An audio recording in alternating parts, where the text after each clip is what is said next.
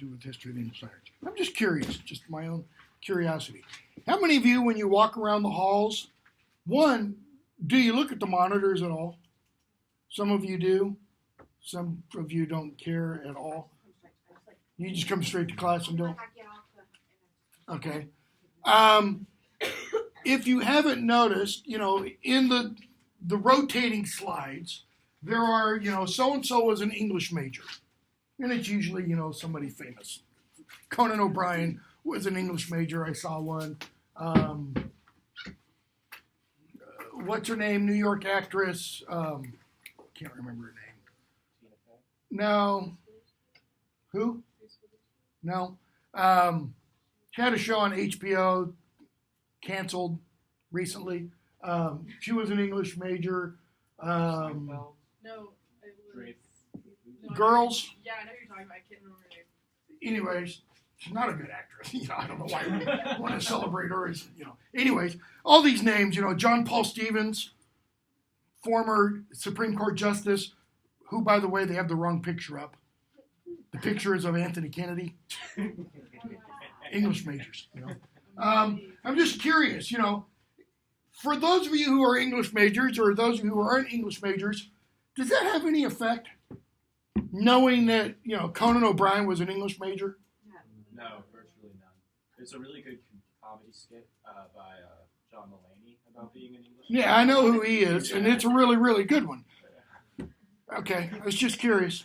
It's nice to tell other people who look at you like you're freaking sane for being an English major to go, Conan O'Brien was an English major. Yeah, they've got some CEOs up there who were English majors. The reason I ask is because the reason it's up there is because it's implying a one-to-one correspondence. Be an English major, become the next Conan O'Brien. Be an English major, become the next girls, whatever her name is. Be an English major, become the next Supreme Court Justice. Obviously, a little bit of time in between. My own personal thinking, I don't think being an English major had anything to do with Conan O'Brien becoming Conan O'Brien. Or any of those quote-unquote now famous people who once were. Sting. Sting was an English major. There's an example, I think, where it did make a difference. Because Sting has an MA in English. And he taught it. He understands the rhythm, the development, the beauty of the language. And all you have to do is read the lyrics that Sting writes. It's Shakespeare. I mean, it's not Shakespeare, but, it's infused with Shakespeare. You listen to Conan O'Brien.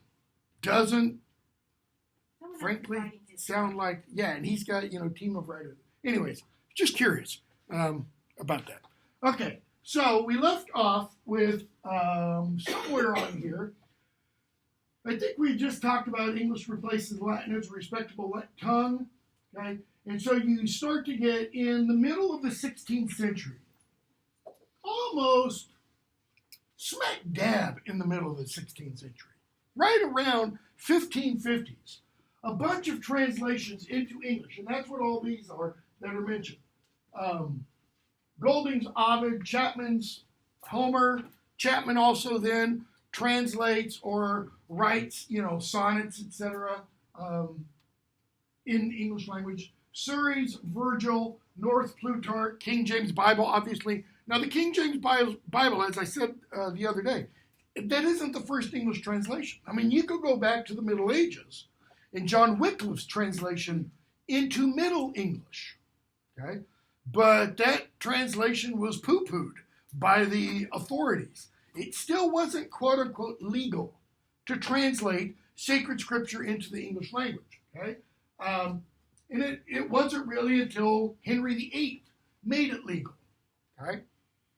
But even before King James, you also have what's called the Geneva Bible, which is a Bible translated into English in the 1560s. That was the Bible Shakespeare probably would have used when Shakespeare alludes to scripture throughout all of his plays and sonnets and such. Bear in mind, Shakespeare stops writing his plays about the same time as the King James Bible is published. So Shakespeare's essentially unaware of the King James Bible. But I'm going to read a passage from this book maybe today, that, might throw a little wrinkle into that. It's just this interesting little anomaly, let's call it. Historical anomaly that might suggest, some have suggested, Shakespeare was involved in the translation of the King James Bible. Though we know he's not listed. He's not listed among any of the three groups of translators. Okay? So, because English now becomes a vehicle for all these works of classical literature, that raises the status of English. I mean, if English can express the same kinds of ideas as Latin can, why use Latin? Why use Greek? Okay? So, you have these two quotations from Richard Mulcaster. Mulcaster was a writer on the English language. He was an educator. He was Queen Elizabeth's tutor, if I remember correctly, for a while at least. I don't want to turn that one off. I want to turn the lights down just slightly on this one to make that a little bit more readable. So this is from Mulcaster, trying to say why English is acceptable. I do not think that any language, be it whatsoever, is better able to utter all arguments, either with more pith or greater plainness than our English tongue is. What's that mean, more pith? What is a pithy statement? Short and to the point. I mean, really gets at the heart of the matter, okay? Or more plainness than our English tongue is. For is it not indeed a marvelous bondage, to be enslaved, to become servants to one tongue for learning's sake? What one tongue is he talking about? Latin. Why would you become indebted in servitude to Latin for learning's sake is what he's essentially asking in that. Okay? Whereas we may have the very same treasure in our own tongue. What's the very same treasure? We'll go back up. Ovid, Homer, Virgil, Plutarch. Why learn Latin to read all those things, he is saying, if we can read them all in our own language? Okay? Now, those of you who either have had or in the unfortunate case of having to sit through 3 hours of me today,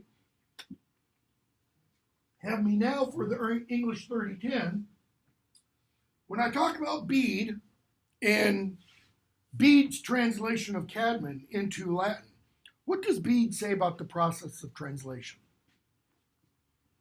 What does it always do? Distort. It always distorts. It always changes a meaning slightly. So if you really, really, really want to understand what Les Miserables is all about, one, don't see the film, don't see the play, don't read an English translation, learn French well enough to read Victor Hugo's novel. If you really, really, really want to get the gist of The Brothers Karamazov or Crime and Punishment, which I think is the greatest novel ever written. Okay? I mean, absolute, hands down, nobody comes close, in my opinion. You have to read it in Russian. I don't know a lick of Russian. Yes, I do. Do svidaniya. Okay? Yet. I know that much. Okay? That's not enough to read Dostoevsky. So, Mulcaster is saying you don't need to know the original language. But why? What's the difference between his writing this, I believe, in the 1580s, and our living now in 2019? He's trying to build up the English language. He's trying to make it acceptable as a tool of learning. Okay? So, whereas we may have the very same treasure in our own tongue, our own tongue, bearing the joyful title of our liberty and freedom. Notice, if you can read it in your own tongue, then you're what? You are free. You're not enslaved to another group, another linguistic group, so to speak. Okay? The Latin tongue remembering us of our thraldom and bondage. Bondage to what? To Latin. By the way, we still have some of this bondage today. How so? Loan words. How else? Medical field. Law. You're all thinking lexicon. How else? Think grammar. Think modern English rules of grammar, some of which are not based upon grammar, the organization and structure of a language at all, but are based upon, one, Latin, and two, geometry or mathematics, like the rule against a double negative.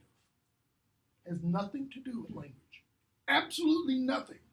And even the person who first proposed that rule admitted it has nothing to do with language. It comes from mathematics. Two negatives do what? They cancel each other out. Therefore, you shouldn't use two negatives in the English language. What? That's like saying if it's Tuesday, then it must be green. Why? So, the Latin tongue remembering us, that is reminding us, of our thraldom and bondage. I love Rome. And by the way, there's a weird relationship between the Brits and Italy. Okay? When the Brits could, especially the wealthier ones, if they could go on holiday, if they didn't just do the grand tour of Europe, they went to Italy. Largely, often, Venice and Florence. Okay? So, I love Rome, but London better. I favor Italy, but England more. I honor the Latin, but I worship the English. All right? Now, why can Mulcaster say this? Let me put it this way. How many of you have had Latin? Anybody? Okay. So I'm going to pick on somebody who has it. Why can Mulcaster say this, but not Benjamin? Because he knew Latin. He knew Latin inside and out. Okay?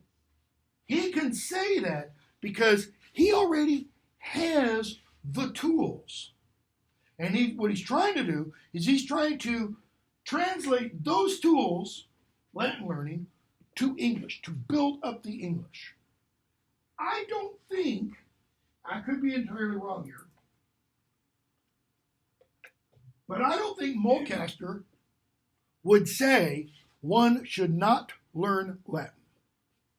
I don't think he would say that. I think he would say, however, that if you're going to write scholarly stuff, like he's writing, write it in English. When Sir Thomas More, wrote his little novel in 1521, I believe, titled Utopia, what language did he write it in? He wrote it in Latin. That's why it's titled Utopia. What's utopia mean?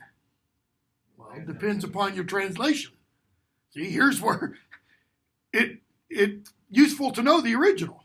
It either means nowhere or no place, or beautiful place, right? Because a utopia is a beautiful place. What's the problem? It doesn't exist.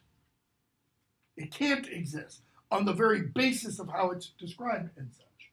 Okay? So then he goes on in another text, praises Elizabethan English, that is, the English of his own day. I don't think anybody's going to write this kind of thing for, I'll use myself. Sherman's praise of Trump's English. I don't mean Trump. Trumpian, the period. Or Sherman's praise of American English. Let's go even broader than that. No, I wouldn't. Why? Because American English is ugly. We'll talk about that maybe a little bit later. Being a little bit facetious there. So, I take this present period of our language, of our English tongue, to be the very height thereof. Okay. He calls it the height thereof. I don't think I have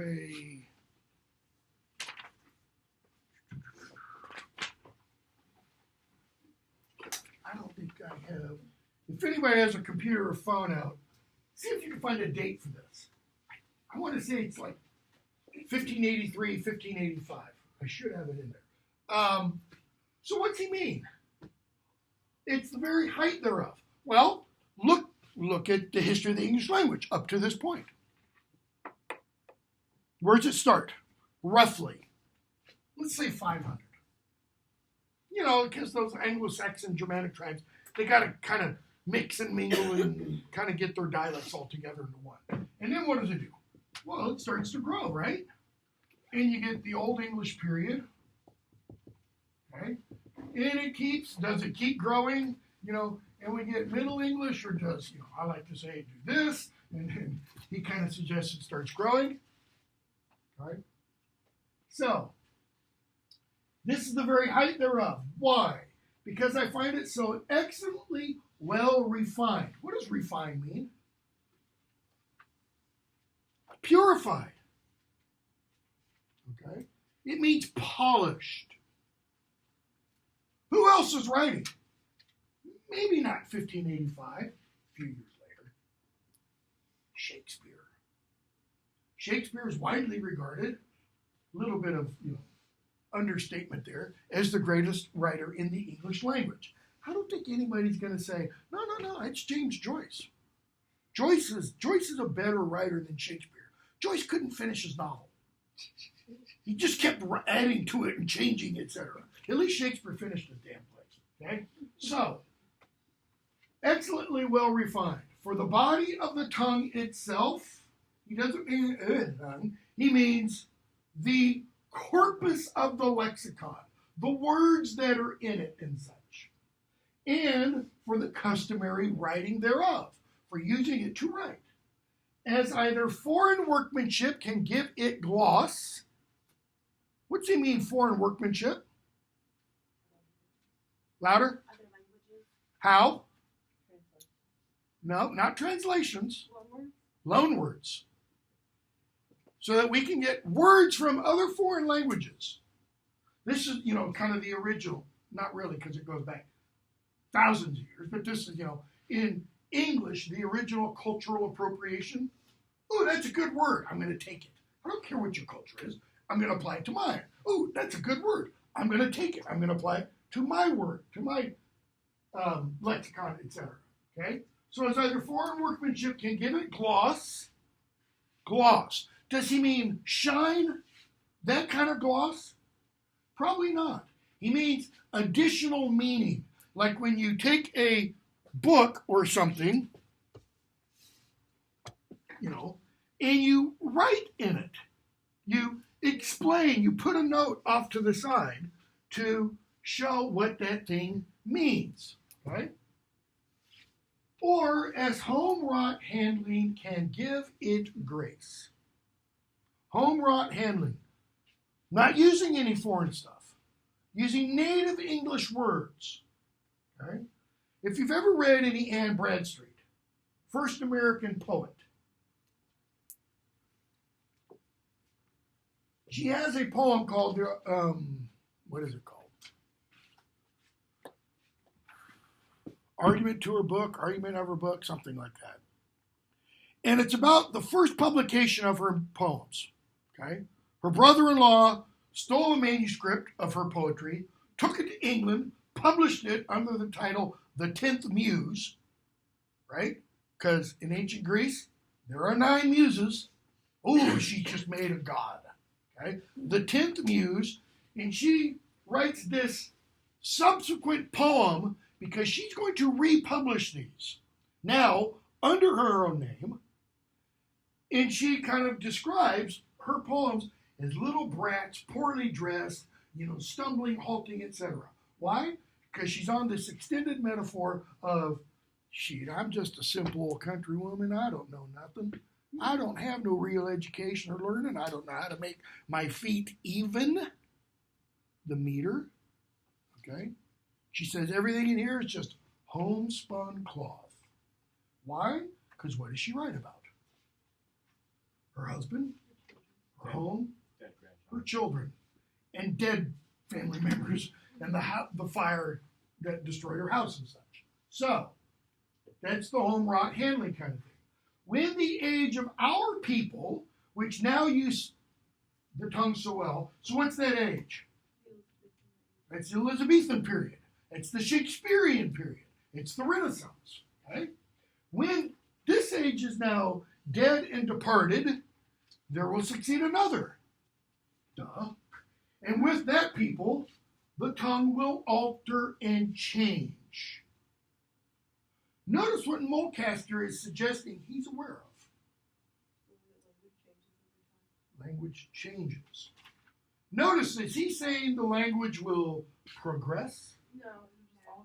It will just alter and change. Because alter and change can mean what? It could evolve. It could be devolution. Could get worse. But whatsoever shall become of the English state, government, the English, kingdom, so to speak, the English tongue cannot prove fairer. He means fairer what? Than now. Than it is at this day. If it may please our learned sort to esteem so of it. If I can convince our scholarly eggheads to accept my argument, is what he's saying. If they would just see it, and to bestow their travail. Which travail? It's a word we don't use. Work. To bestow their hard work upon such a subject. English. Because what's going on in Oxford and Cambridge? They're not teaching English is not taught as a quote-unquote subject. Latin and Greek. In fact, some subjects are taught entirely in Latin and Greek. Okay? English as a subject doesn't enter what's called the syllabus until the 19th century. 19th century. And even as early as the 20th century, as late as the 20th century, you still have some quote-unquote colleges or departments. Colleges in the UK, departments, of universities in the United States debating whether or not English should be a subject. Tolkien and Lewis and such in the 1930s and 40s were having those arguments at Oxford and Cambridge. Should English be a discipline separate than classics, etc.? Right? So, if it may please our learned sort to esteem so of it, and to bestow their travail upon such a subject, so capable of ornament, that is, this subject is so capable of ornament, being adorned, so proper to themselves. Why? It's ours. It's what we speak. Okay? Remember the Robert of Gloucester extract that I put up, where he talks about, it's a peculiar thing. Because England's the only country in the world where the people are taught not their native language, but they're taught a foreign language. Doesn't make sense. And he's writing that when? 13th or 14th century. Okay? And the more to be honored. Why? Because it is their own. Okay? So, he delivers this. Obviously, why?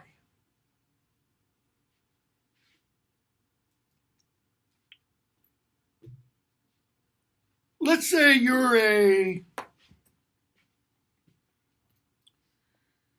I'm going to pick an example that's nobody will be. You're a Zoroastrian. You believe in Zarathustra, ancient Persian god. Okay? And you are card-carrying Zoroastrian. You believe it. And somebody comes up to you and they say, why do you believe in Zoroastrianism?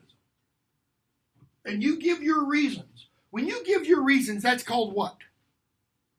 I'm intentionally not using the Christian tradition. It's called an apology. It doesn't mean, I'm sorry, I'm a Zoroastrian, I don't mean to offend you. It's a defense. This is a defense of English. Why do you offer a defense? Because it's under attack. Because somebody is saying, no, English isn't the best language to use. If you want to use the international, the scholarly lingua franca, that is the worldwide language, not the language of France, by the way. Mhm. What do? Speak Latin. You write in Latin. Okay. What's happened in the 400 years since then? If you want to speak the lingua franca today, you learn English. If you want to fly an airline, if you want to fly a Boeing 750, well, not one of the ones that keeps crashing.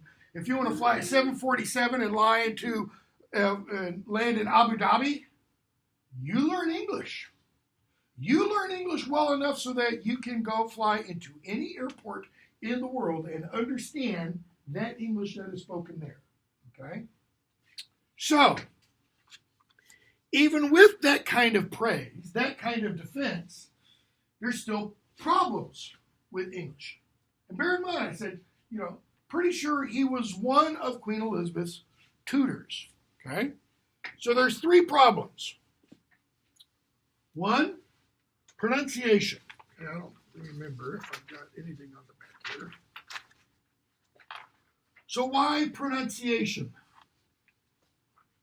Why is pronunciation a problem? We have 4 different forms of Middle English, 5 different. Okay, in Middle English, you've got 5 different dialects.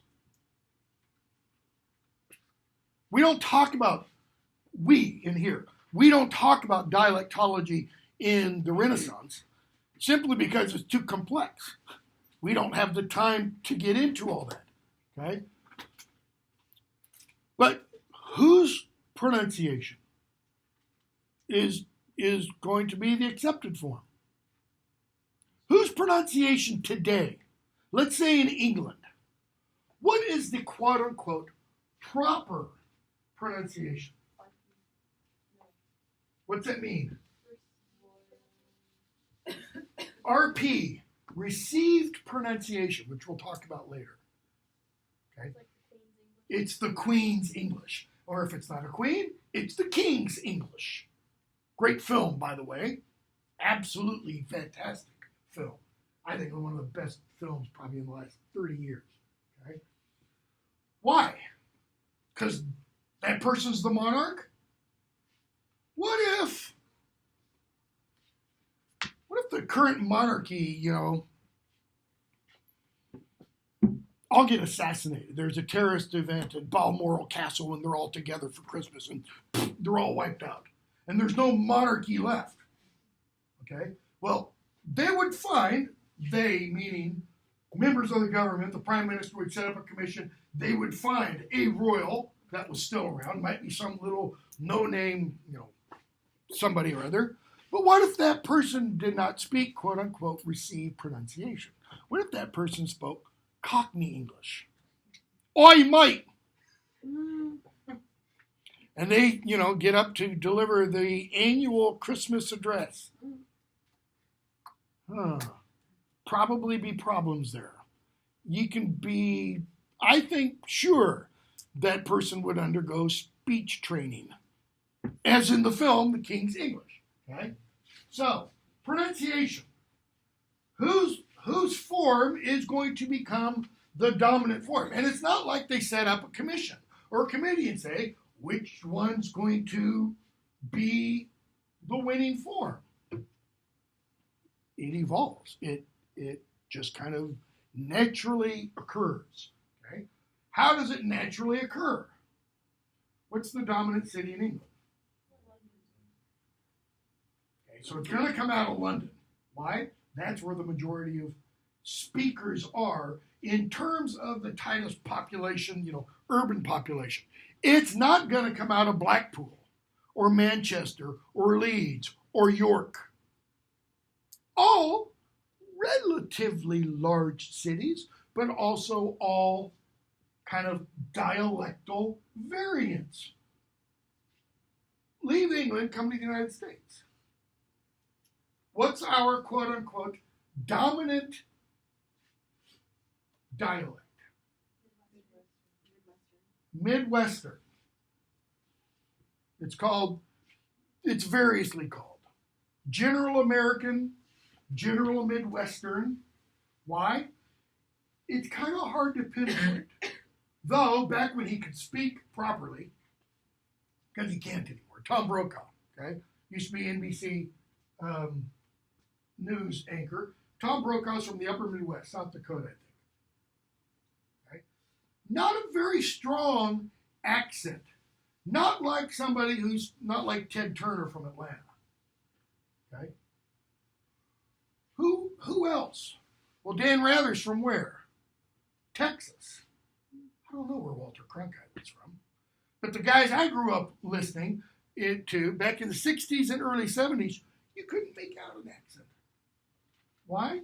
It was kind of just this blob. One of the reasons for that is because the producers, the directors, the people that choose the talent, so to speak, they want everybody who's watching to not be able to do what with that person? And pigeonhole them.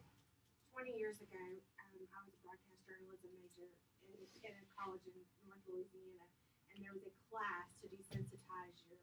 Oh yeah, yeah. There's a taught the Midwest. There have been college courses for the last 30 years, last 40, 50 years. Okay, how to lose your accent. Generally, if you're from where? South.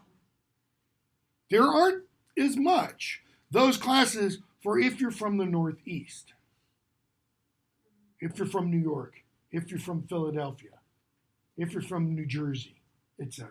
But if you're from the Southeast, or even the South, because Texas isn't the Southeast, and Texas has a pretty strong accent. But if you're from Arizona, really?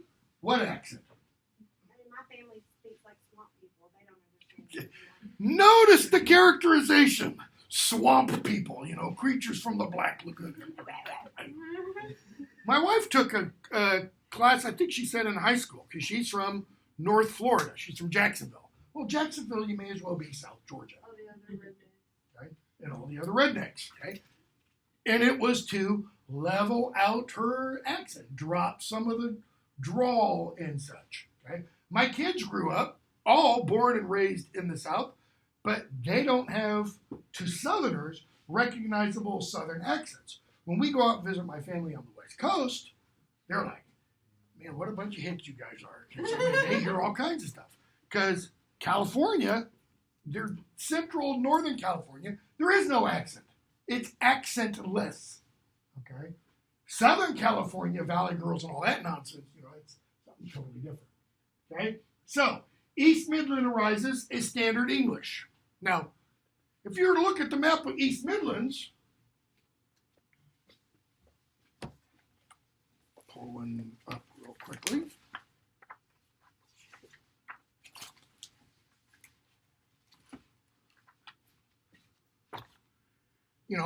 That's this whole area right here. That's a big area. So what are we talking about, East Midlands? Are we talking about Norwich, which is up here? Are we talking about Suffolk, which is down here? Essex, which is partly here, but also partly south of the Thames, so kind of this area? It's really broad.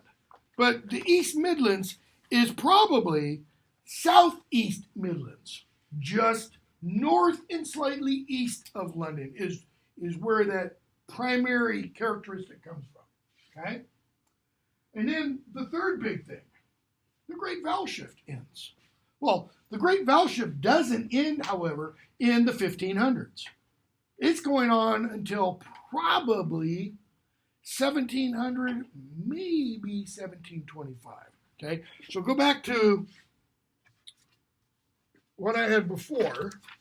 So, 3 problems remain with Renaissance English, okay? That Renaissance doesn't refer just to Elizabethan.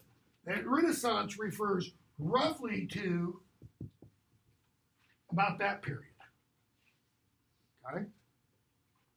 So, pronunciation, East Midlands arises as standard English, Great Vowel Shift, okay? Problems of unsettled orthography. What's unsettled orthography?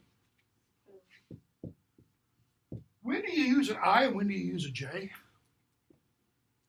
Because J is relatively new as a letter. Prior to the Renaissance, Middle Ages, you don't see J's. So when somebody writes their name as John, it's that. You write the word judge, it's that. You write that word in Old English and it looks like this. And then there'd be a D, usually like this. Or Middle English, it'd be like this. And the only, you might have that little connector between what are called the minims. Sometimes, however, scribe's writing on along and then scribe forgets to put that there. And you just have three lines and a D and a yo and an E. So you gotta kind of, interpret. So yeah, there's those problems. There's that problem. When do you use a U and when do you use a V? Because historically, it's the same letter. Okay? So that's unsettled orthography. How else is the orthography? I mean, those are letter forms. Well, then what do you get to? How about spelling? So you got to settle the letter forms, and then you have to settle the actual spelling of words. Shakespeare, not a dummy. I hope everybody would admit you can't write 37 full-length 5-act plays on your own within a span of roughly 40 years. It's how many? 1 a year? 20 years. 20 years. It's roughly 2 a year almost. 5-act. Roughly 3 to 4 hour performance times. Okay? Without being relatively smart.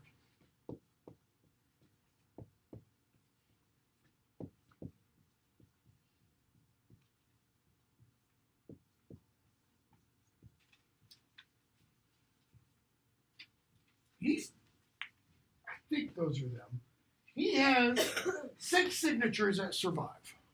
He spells his name 3 different ways. Why? It's Wednesday. It must be Shakespeare. It's Friday. No, it's Shakespeare. It's Sunday. It's Shakespeare. He couldn't decide. He couldn't remember. Yeah, but he started all those rumors with that.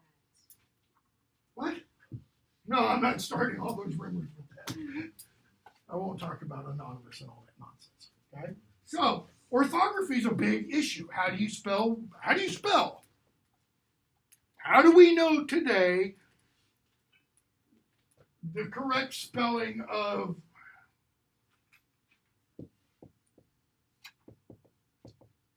how do we know that's correct? Because somebody said it was. Because I can pull out a dictionary. And the dictionary is what? It's an authority handed down from God. Or in this case, E.L. McAdam Jr. and George Mill, their modern selection of Samuel Johnson's dictionary, which we'll talk about probably not. And we still have the spelling differences between us and England today with color and theater and theater. Yeah, and we'll talk about why that is. Because of an American in the 19th century, late 18th, early 19th century, right? So, Mulcaster's Elementary, 1582, one of the first spelling books. Notice, he spelled it wrong. Idiot. Well, that's how he spelled it, so, okay? So, and I'll have to remember when we do 19th century, I've got another book of miles to remember to bring. So, the seeming want or lack of English vocabulary. Seeming. Those of you who had me before know I love that verb seem. Why? Because what does it always imply? That there's more than it seems. Condition contrary to fact. It's a subjunctive verb. Or it's usually used in the subjunctive mood. That is, it's not a factual statement. So, to say the seeming want or lack of English vocabulary means what? There isn't really a lack of English vocabulary. It seems like there is. Okay? How so? I mean, they just borrowed 10,000 words during the Middle Ages from France. How could there be a lack of words? They borrowed a bunch of words from, the Norse. Before that, they had no word for sky. Yes, they did. They had no word for skin. Yes, they did. It just wasn't skin. I don't know what the Old English word was. Okay? So, they thought the English vocabulary was poor. Okay? So if you think something is poor, what can you do? Add to it.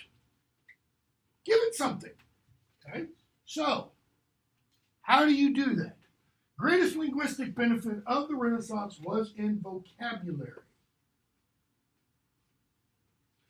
You couldn't say that about the Middle Ages, about Middle English, even though we do get all those words. And maybe it's not a benefit. Maybe we could call it the greatest linguistic change of Middle English was what? Spelling? Spelling really changes, radically changes from Old English to late Middle English, etc. I'm not saying it is. I'm just saying, we can debate that. But in the Renaissance, it's vocabulary.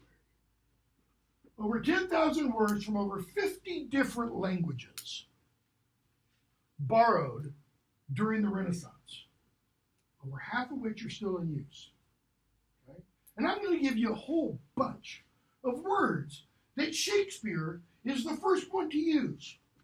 And a bunch of them, he was probably the last one to use, because they never got used again, indicating Shakespeare probably created them solely for the benefit of his use in a play or a sonnet. Okay? So, enrichment. This is a key term. Okay? You're going to see when we talk about, later on, we're going to talk about the Restoration period after 1660. There, the key term is going to be ascertainment. It's also in here somewhere. Okay? So, enrichment is the key word for the Renaissance. It's the Renaissance term for solving the problem of a poor vocabulary. How? Use that buzz phrase today, cultural appropriation. Let's just steal words from all these other languages. Okay?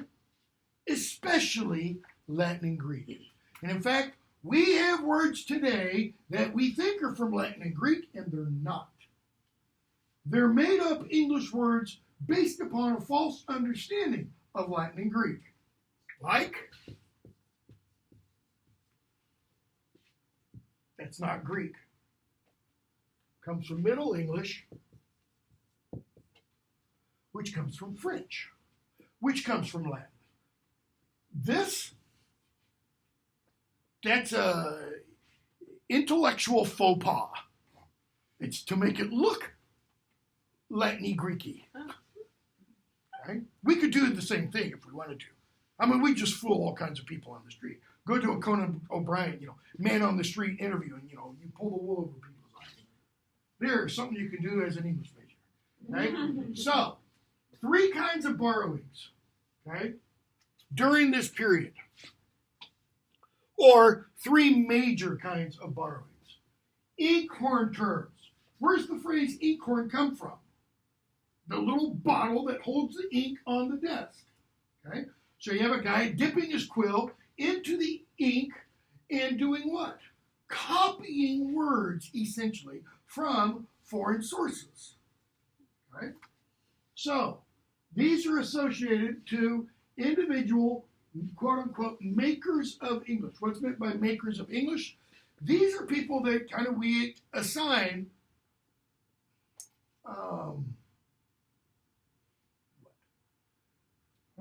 responsibility for adding all these kinds of words to the English language.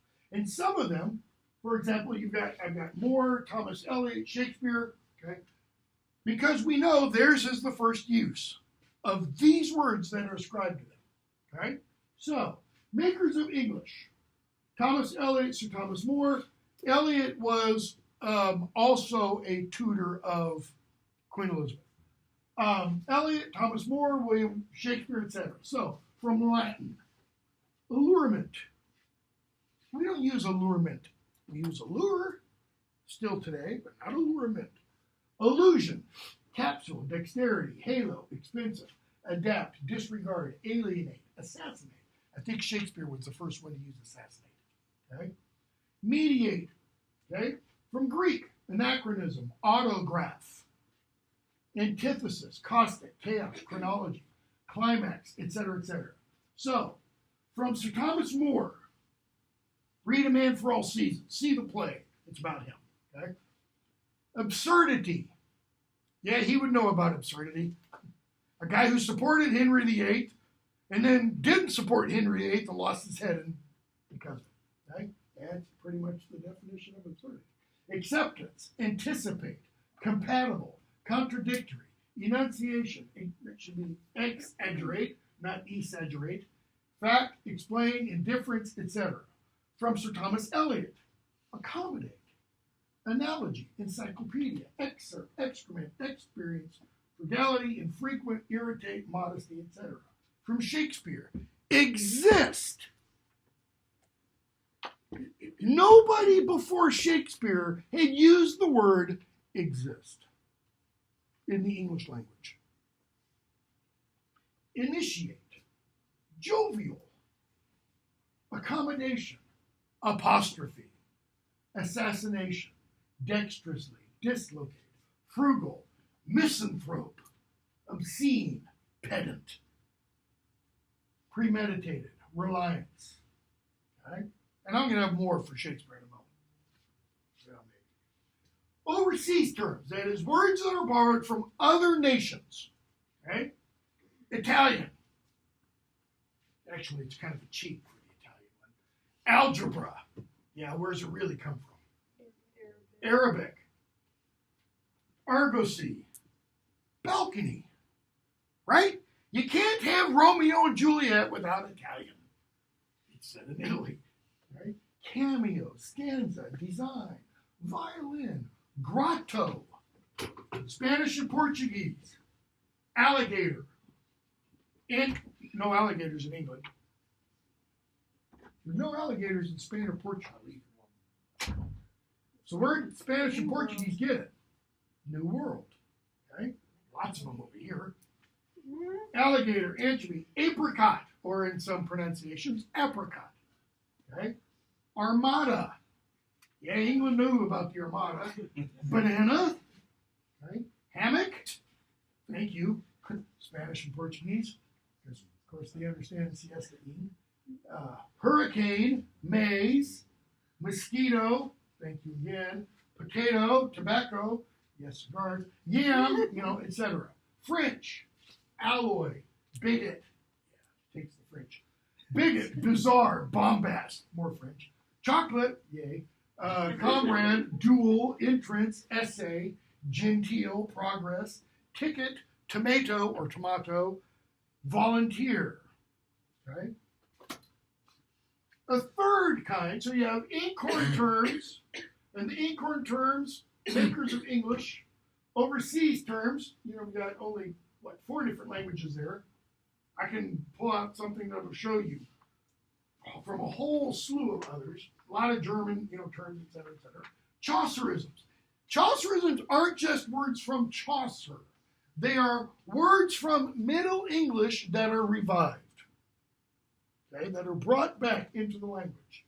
Belt, bevy, dapper, forthright, glen, glee, glance, gl. Most of the gl words come from Middle English.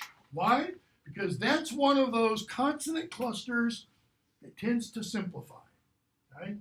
Surly, birthright, elfin, disrobe, dawn, enshrine, drizzling, fleecy, grovel, not grovel, grovel, rhymes with hovel, not hovel.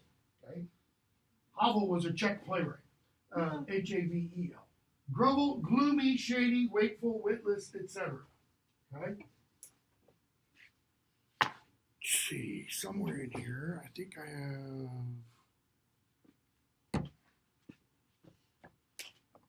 No, I don't think I have that one with me.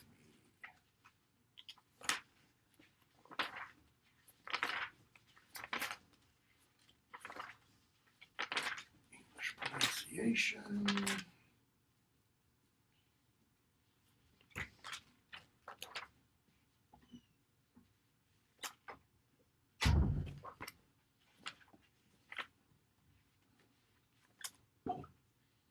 That's Johnson's dictionary. Okay. So, for the Renaissance, to wrap it up, and then we'll go into Restoration. This kind of embodies or assumes into itself kind of all of this. All right? The Renaissance is free. The Renaissance is fluid. The Renaissance is elastic. The Renaissance is growing, okay, in terms of the development of the English language. The Renaissance does not have an emphasis on rules. The Renaissance does not have an emphasis on order. Okay? It does not have an emphasis on grammar. Its emphasis is on, it's kind of like the black hole. It just sucks everything in that it can. And we'll figure it out later. So just add to it. The more the merrier, the better it is. But it also implied in that idea of the enrichment is what Mulcaster had to say. English is now what? It's the best, it's the finest, it's acceptable. Use it. Okay?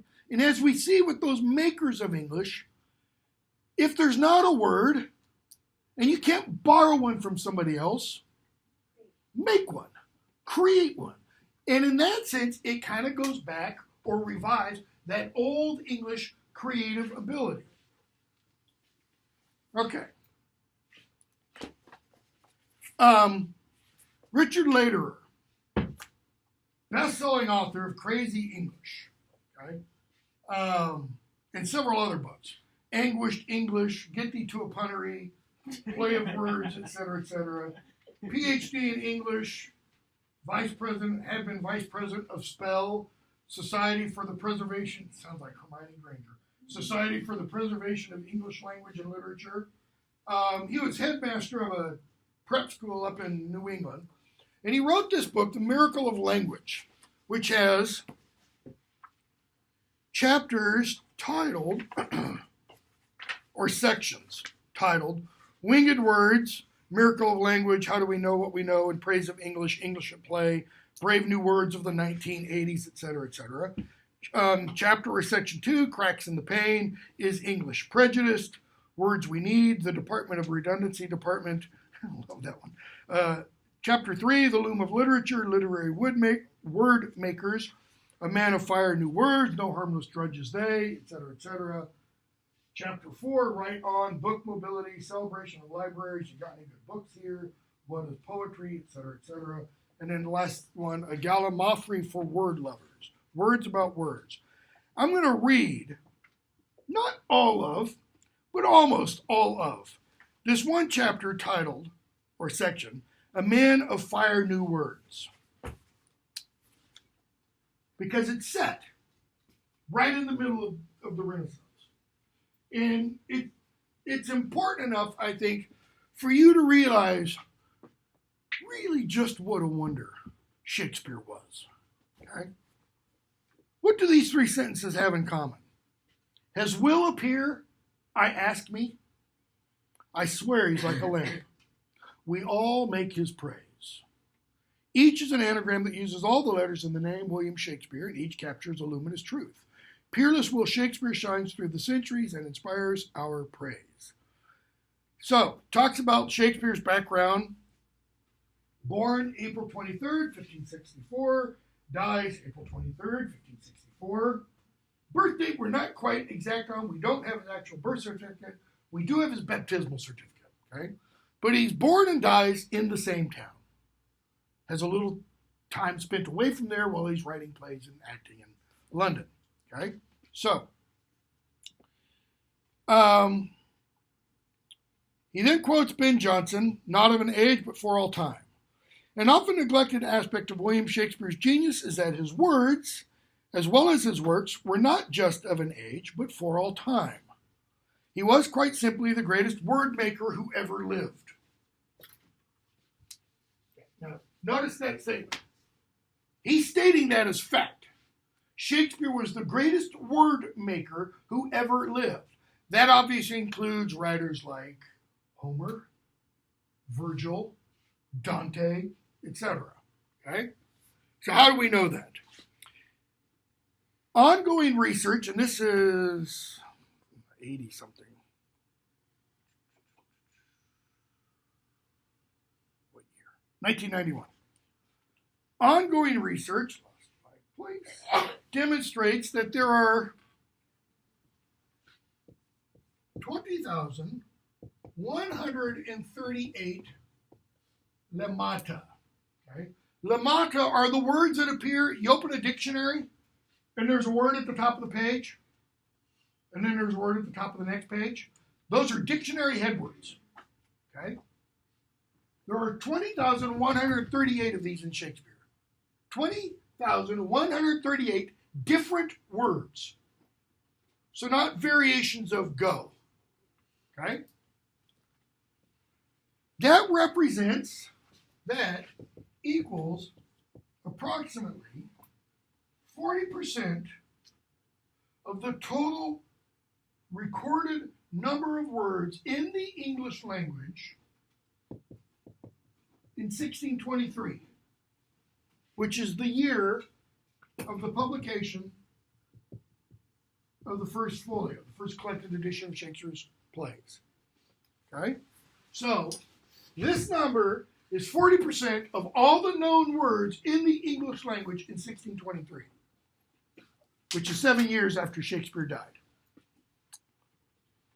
And Shakespeare could not have owned any dictionary in which he could have looked up these words. Now, there were dictionaries of sort. I'll talk about some maybe today, probably, what is today? Today's Tuesday. Probably on Thursday. But they weren't dictionaries like we think of dictionaries. So, for purposes of comparison, the written vocabulary of Homer is what? Is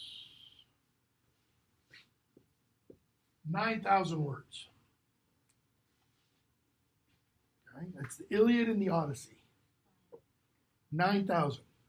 Less than half of Shakespeare's. Okay? King James Bible? 10 or 12?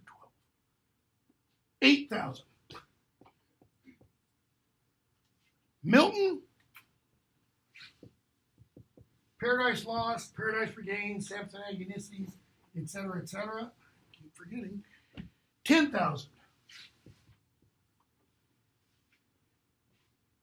Shakespeare's vocabulary is twice. Milton's writing 50 years after Shakespeare. After he's dead. 30 to 50 years. King James Bible is just about when Shakespeare's finishing up. Okay? Homer, long before, obviously. Of the 20,138 base words, lemata, dictionary headwords, that Shakespeare employs in his plays, sonnets, and other poems, of these, Shakespeare's is the first known use of over 1,700 of them. That is, they don't appear anywhere else before they show up in Shakespeare. What's that mean? Well, you divide this by this, or this by this, whichever it is. That's 8.5% of his vocabulary. Of ours. Well, no, because ours is a whole lot larger. Oh, but I mean that he's created that of our vocabulary. Yeah, but we don't use all of these because some of these words are no longer in use. And our vocabulary is at 20,138 in terms of the entire English language. Okay? Or his is 40% of the entire English language at that time. The entire English language today has about 1.5, 2 million words. The average college graduate or college senior, just read something the other day, uses only, it's somewhere in, I can't remember off the top of my head. It's like in the 30 or 40 thousands. Okay? So, he quotes then, I pity thee, took pains to make thee speak, says Prospero to Caliban in The Tempest. I endowed thy purposes with words that made them known. I endowed thy purposes with words that made them known. What's he mean? I gave you words to describe what you do.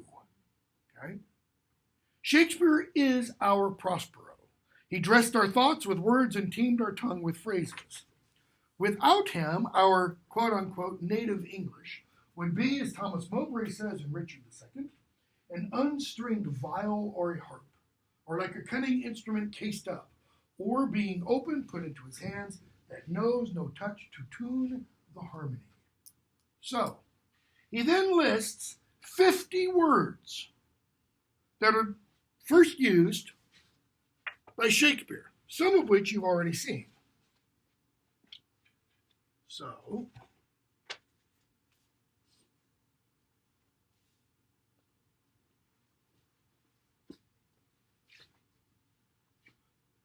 bedroom, baseless, bump, gnarled, gloomy, generous, frugal, radiance, road. Well, Old English rod, okay? Impartial, indistinguishable, courtship, critic, and critical, because I'm sure Shakespeare probably had those. Dwindle, exposure, fitful, auspicious, disheartened, misplaced.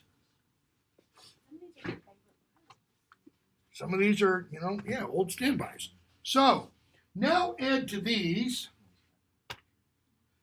individual words Shakespeare's daring originality with compounds, such as proud-pied April, heaven-kissing hill, world without end hour. Top of the next page. Barefaced, civil tongue, cold comfort, eyesore, fancy-free, foregone conclusion, foul play, fair play, green-eyed, like the green-eyed monster, heartsick, high time, hot-blooded, itchy. It's all Shakespeare. These all come from Shakespeare. Okay? Oscar Wilde once quipped, now we sit through Shakespeare in order to recognize the quotations. And he mentions in here, taking a group of high school students to see Hamlet. And a student says, it was kind of boring because it was all cliche. Well, why is it all cliche? Because so much of Hamlet has entered our vocabulary and our consciousness. Okay? Like, the very witching time of night. Not a mouse was stirring from Samuel Clemens. It's from Hamlet. Okay? So he talks about a little bit of that. In fact, here it is right here. The reason for this common reaction is that from just Hamlet, we get brevity is the soul of wit. There's the rub. To thine own self be true. It smells to heaven. The very witching time of night. The primrose path. Though this be madness, yet there is method in it. Dog will have his day. The apparel oft proclaims the man, neither a borrower nor lender be. Frailty, thy name is woman. Something is rotten in the state of Denmark. More honored in the breach than the observance. Hoist with his own petard. The lady doth protest too much to be or not to be. Sweets for the sweet. To the manner born, and more in sorrow than in anger. Okay? And then he has an entire paragraph that is nothing but Shakespearean phrases strung together in a perfectly coherent paragraph.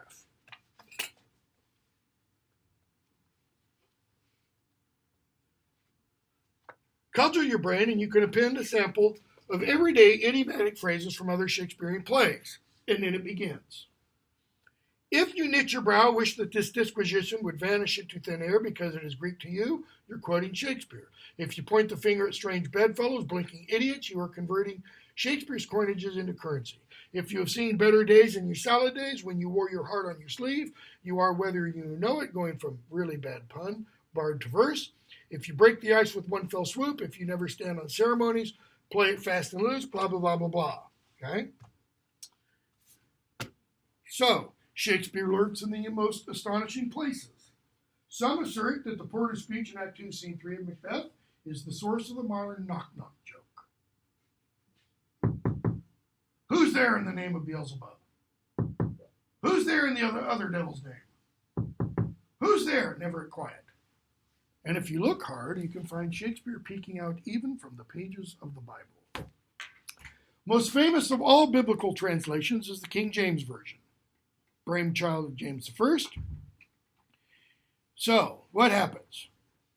James appoints a commission of 54 learned clerical and lay scholars, divided into 3 groups, Cambridge, Westminster, Oxford. 3 years of loving labor, 1608 to 1611. They produce what John Livingston Lowes called, quote, the noblest monument of English prose, end quote. Among the many wonders of the King James Bible is that it stands as one of the few great accomplishments achieved by a committee. It's a joke, by the way. At the same time, some commentators have wondered, why not Shakespeare? Why didn't James appoint Shakespeare to work on that thing too?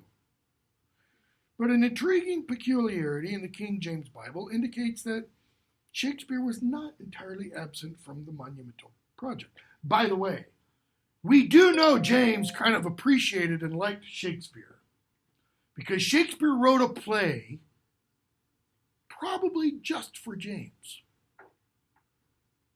Among actors, it's just called the Scottish play. Why do they not name it? Because it's bad luck. Okay? Macbeth. James fancied himself, as was said, a scholar. He wrote a book called Demonology about witches and such. Well, what does Macbeth feature? The witches. In 1610, you can do with this what you like. I just think it's funny how he does this. 1610, the year of the most intensive work on the translation, Shakespeare was 46 years old in 1610. Given this clue, we turn to the 46th Psalm, as it appears in the King James Version. Count down to the 46th word from the end, count down to the 46th word from the beginning, and then count up from the 46th word from the end. So, 46th word from the beginning is shake. 46th word up from the end is spear. And Shakespeare was 46 in 1610. Pardon? It's a good conspiracy theory. It's a great conspiracy theory, man. You would think Dan Jones would do something with that. I mean, that's better than Jesus with Mary Magdalene. So, whether or not, because if there were, Shakespeare. I just been thinking the whole time he was part of the Illuminati. Whether or not he created the majesty of the 46th Psalm, he is in it. Whether the embedded Shakespeare is a purposeful plant or the product of happy chance, name of the world's most famous poet reposes cunningly in it. He's also hidden in all kinds of 20th century literature. He was a busy and prolific writer who in 25 years turned out 37 long plays, co-authored several others, still found time to provide titles for their books to generations of authors who return again and again to the well of his felicitous phrasing. For example, just from Macbeth. It is a tale told by an idiot. Anybody know the rest of the line? Signifying, tale told by an idiot full of sound and fury, signifying nothing. Faulkner. Okay? Earlier in the play, by the pricking of my thumb, something wicked this way comes. Agatha Christie and Ray Bradbury. Also from Macbeth, Robert Frost's Out, Out. Rose Macaulay's Told by an Idiot. Ellis Middleton's Vaulting Ambition. Adrian Rich's Of Woman Born. And Guy Marsh, Light Thickens. Anne Sexton, All My Pretty Ones. Alistair MacLean, The Way to Dusty Death. Edward G. Robinson's All Our Tomorrows. Philip Berry's Tomorrow, Tomorrow. Malcolm Evans, Signify Nothing. John Steinbeck's The Moon is Down. Okay? How about Julius Caesar, Hamlet, and Romeo and Juliet? You get these titles. The Dogs of War, Dear Brutus, Taken at the Flood, Cry Havoc, Evil at Men Do, Ides of March, The Valiant, Noblest Roman, How Like an Angel, How Like a God, Rosemary for Remembrance, Undiscovered Country, A Little More Than Kin, Perchance a Dream, The Glimpses of the Moon, Time Out of Joint, Special Providence, etc., etc. Okay? Huxley's Brave New World, James Stewart Carter's Full Fathom 5, Ellen Glasgow's Barren Ground, Andrew Sutar's Strange Bedfellows. Those are just from The Tempest. From The Merchant of Venice, Faye Kellerman's Quality of Mercy, Rain from Heaven. Okay? And there's another page full just of titles taken from Shakespeare. The etymologist Ernst Winkley said of Shakespeare, his contribution to our phraseology is 10 times greater than that of any writer to any language in the history of the world. Poet Walter Pater exclaimed, what a garden of words. In sonnet 116, Shakespeare wrote, if this be errand upon me proved, I never written or no man ever lived.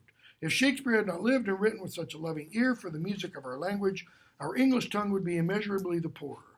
No day goes by that we do not speak and hear and read and write his legacy. Okay?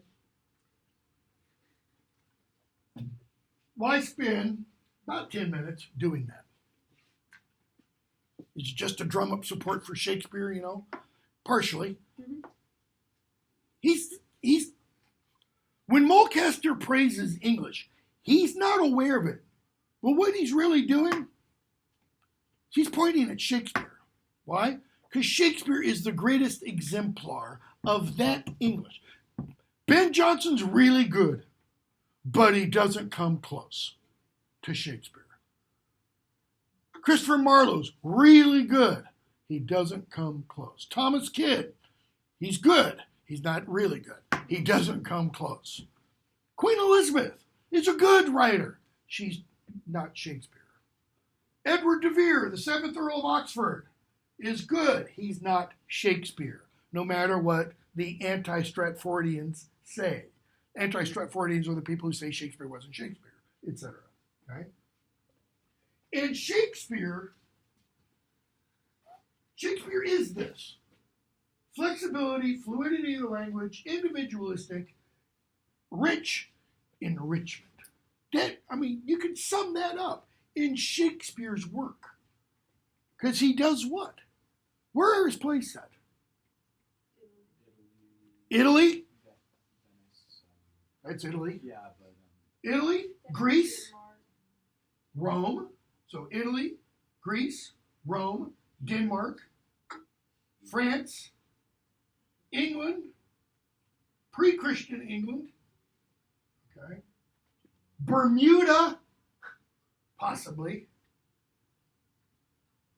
with the Tempest. Even though the Tempest is supposed to be between somewhere in the Mediterranean, it mentions Bermuda. Okay. No. And he's doing what? He's bringing in words.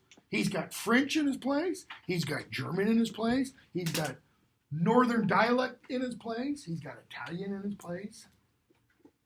He's got Portuguese, barricado in his plays, etc. Okay?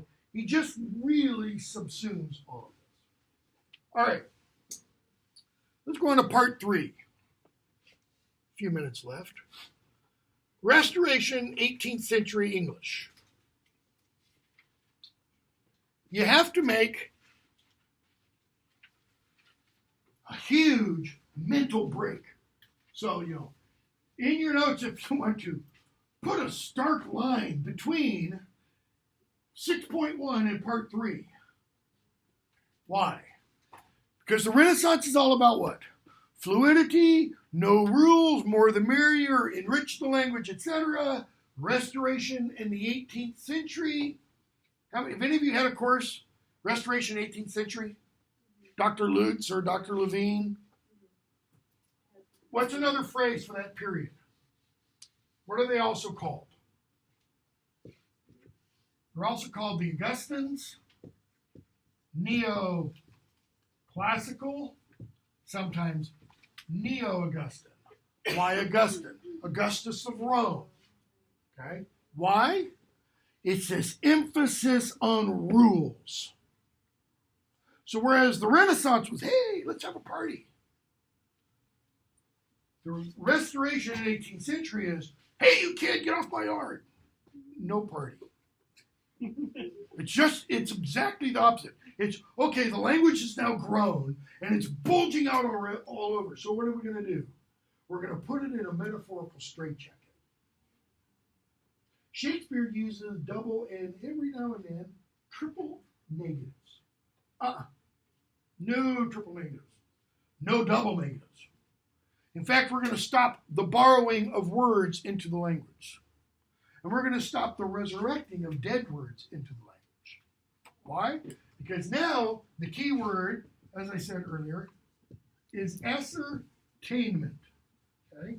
And you're going to see that word ascertainment has, it's somewhere in here, I think it comes up a little later, that word has 3 goals.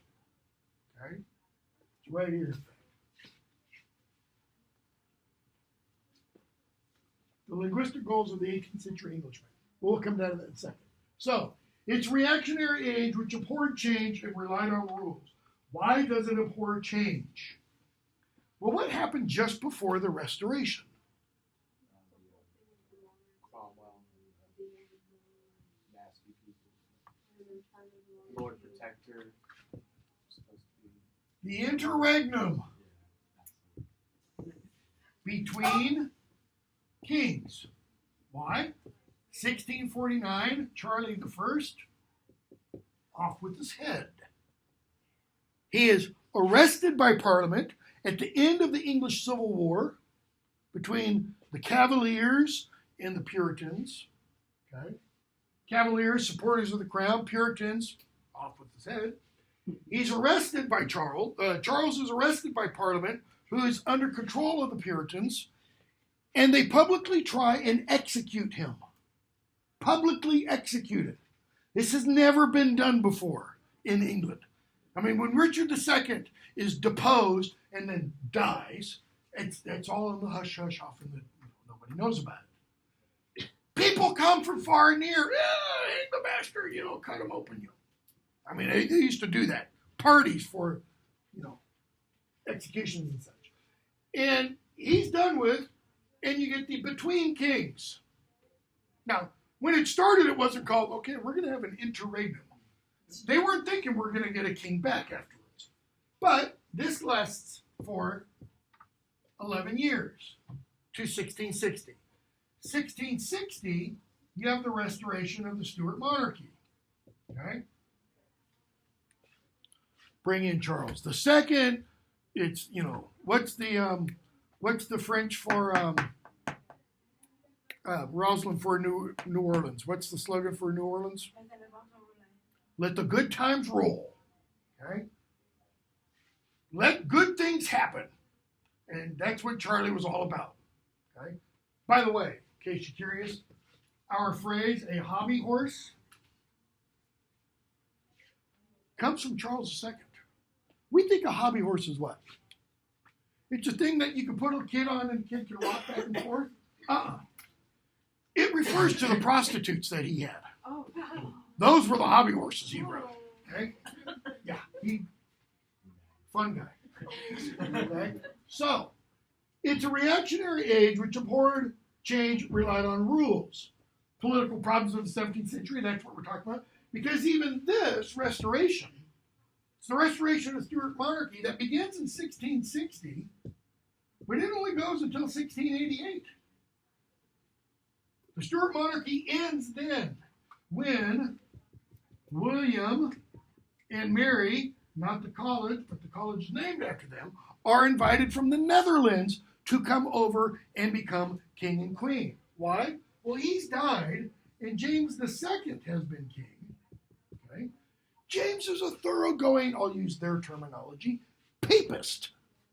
He is a ring-kissing Catholic. And to Puritans,